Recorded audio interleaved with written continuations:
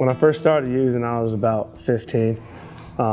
Mostly just to suppress some memories. It was just easier to cope with it that way than any other way.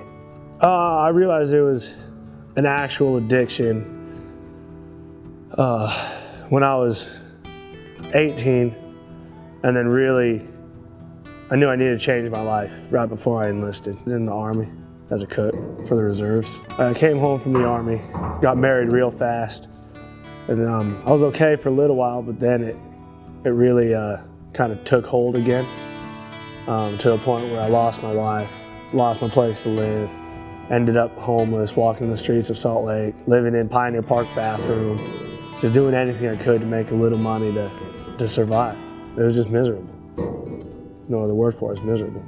When I first came to the program, I thought I was a tough guy, you know.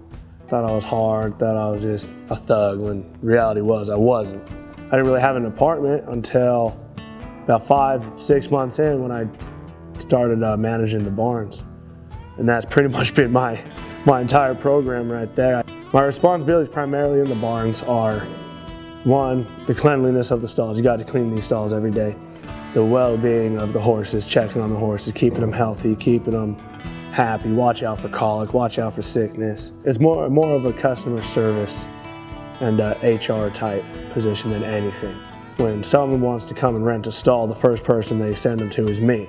And so I pitch the stall, sell the stall, but I also have to make sure that my code of conduct, my appearance is of such a caliber that they're willing to trust me with essentially a member of their family. Halfway through the program, I had a few ladies approach me about working their horses on the ground, lunging them, exercising them, kind of doing a little bit of desensitizing and training with the horses. So I started doing that, and it kind of just morphed into an actual genuine love for horse training and just really kind of creating that bond and that extra sense to say you kind of get when you deal with animals, you know. I always say horses keep you honest because they'll pick up on any little thing that you're feeling. If you're feeling real bad and terrible, you can put on a facade of that you're happy. Whereas these guys, they'll tell you, they'll be like, you're full of crap. You ain't happy.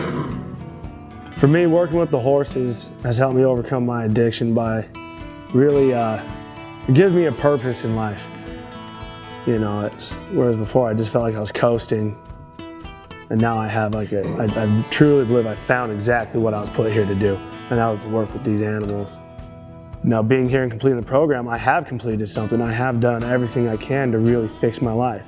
I have a motivation to stay sober. I have a motivation to keep my life in order.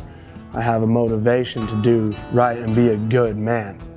And that comes from hard work, learning sober habits, and honestly keeping you with your commitment. I made a commitment to stay here and graduate, and that's what I plan on doing. I would like to give the John Volken Academy a special thank you from deep down in my heart for giving me a second chance at this life, giving me a purpose in this life, and just really giving me that chance that I needed to really fix myself up. Hopefully I can pay it forward and pay it back somehow.